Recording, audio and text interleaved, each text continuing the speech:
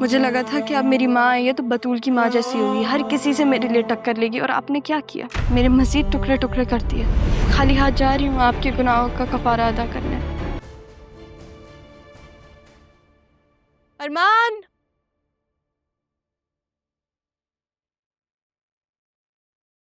ज़ैनबी, ज़ैनबी,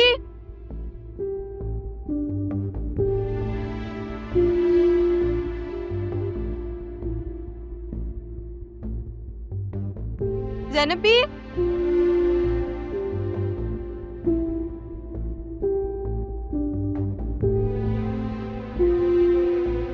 अरमान,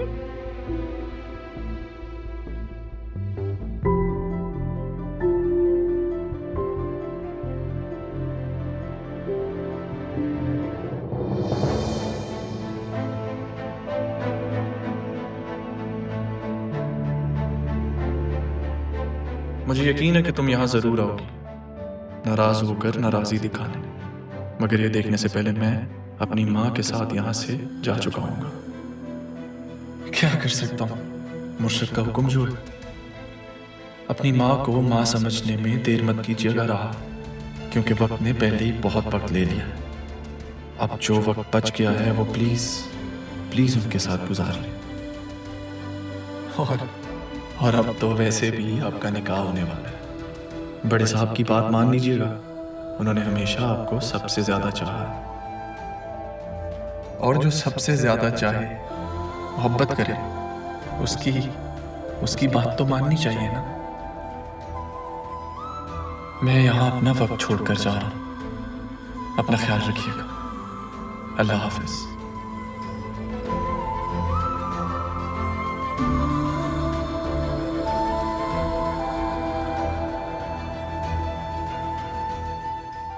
सिकंदर को last stage cancer था जब उसने तुमसे शादी की थी, और मैं उसकी शादी नहीं करना चाहती थी।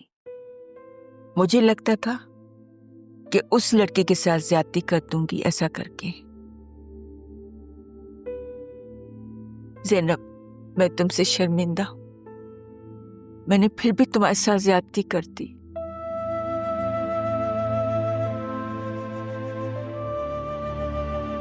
उस वक्त मैं तुम्हें समझ नहीं सकी, और गुस्से में तुम्हें घर से निकल जाने को कह दिया, और तुमने भी मेरा हुक्म मानकर बिना कुछ कहे घर से निकल गई, घर छोड़ दिया।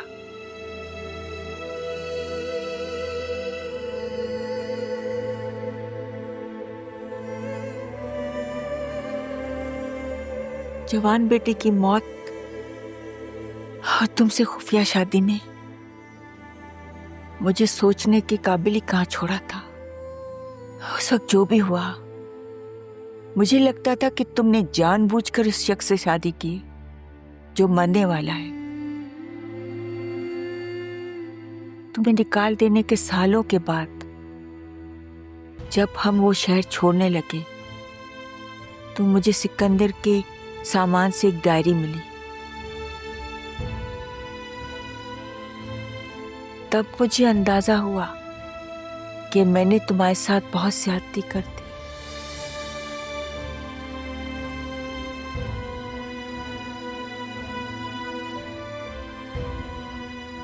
मैंने और जहांगीर ने तुम्हें ढूंढने की बहुत कोशिश की। जहांगीर ने अपने सारे सोर्सेज इस्तेमाल कर ली, मगर तुम लोगों का कहीं भी पता न चला। लेकिन हमें क्यों ढूंढना चाह रही थी आप?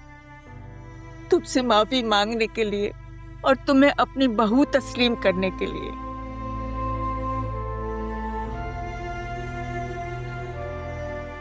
मैंने सबको माफ कर दिया। हाँ ज़ैनब, तुमने मुझे माफ किया, लेकिन मैं बहुत शर्मिंदा हूं तुमसे और अपने पोते से।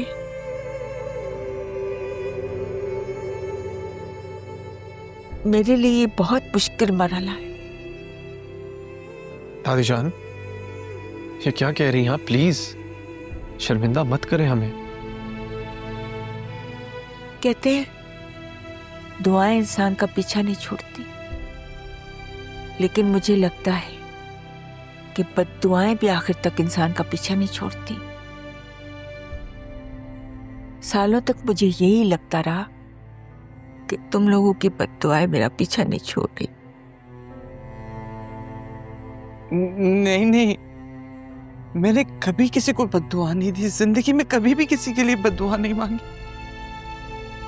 दादी जान, मेरी माँ के हाथ अगर कभी उठे हैं ना तो सिर्फ दुआ के लिए।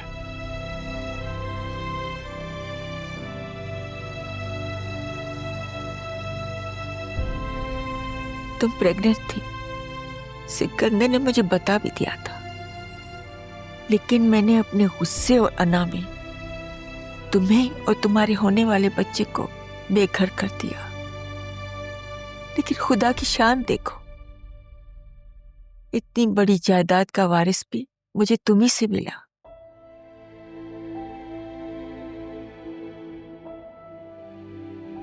जहांगीर ने 3 शादियां की, मगर वो तीनों नाकाम रही और उसके नसीब में औलाद भी नहीं थी।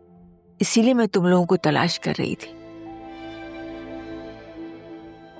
मैं और जहांगीर चाहते हैं कि जो कुछ भी है सारी जायदाद तुम दोनों के नाम करके हम जर्मनी चले जाएं। वहां भी हमारी कुछ प्रॉपर्टीज हैं, उन्हें संभालना है। यहाँ तो हम एक प्रॉपर्टी के मसले के सिलसिले में आए थे और देखो खुदा की शान, तुम दोनों मुझे मिल गए।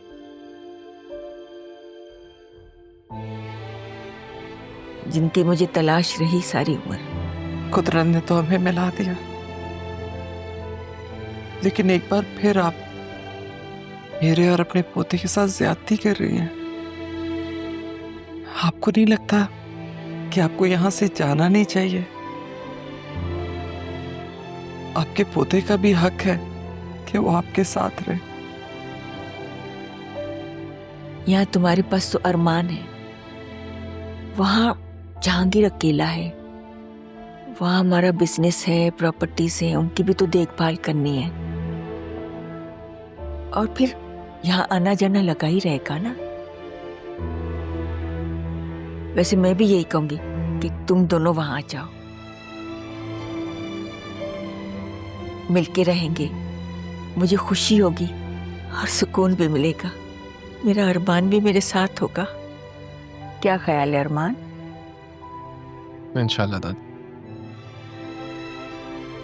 मेरी बहू, प्यारी सी बहू, मुझे कितनी खुशी हो रही है तुम्हें देखकर।